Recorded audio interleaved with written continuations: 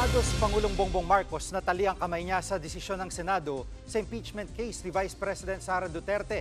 Sinabi ng Pangulo bago siya umuwi ng Pilipinas mula sa 5 araw na state visit sa India.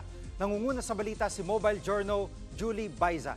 Julie, una sa lahat, ano naging resulta ng state visit ng Pangulo?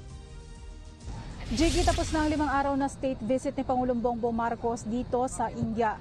Bitbit ng Pangulo ang $446 million direct investment na nasalyuhan sa pakikipagpulong sa business leaders sa New Delhi at sa Bengaluru. Pero simula pa lang daw yan na tinaasahang marami pang papasok na investment. New beginning daw ang naging pagbisita niya o state visit dito sa India. Sa kabuuan, 31 kasunduan ang baon ng Pangulo pauwi ng Pilipinas. Ang unang 13 nalagdaan sa New Delhi. Sumentro yan sa pagpapalakas ng depensa ng dalawang bansa. 18 naman ang kabuoang business agreements. Samantala, sumagit din ang Pangulo sa ilang usapin.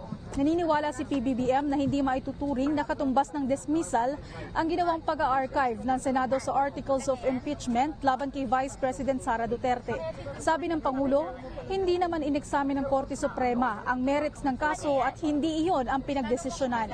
Sabi niya ang assessment ng Korte Suprema, faulty at lacking o may pagkukulang sa procedure. One of the framers po ng 1987 Constitution, si Attorney Christian Monsod said, it amounts to a dismissal. And you've mentioned, sir, it amounts to a dismissal po.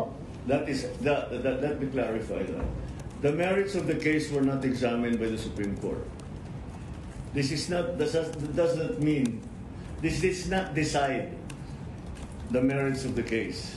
It just talked about procedure. Binigyan din naman ni PBBM na hindi siya manghihimasok sa impeachment case. Narito ang bahagi ng kanyang pahayag. I keep telling you, the executive has no role in this.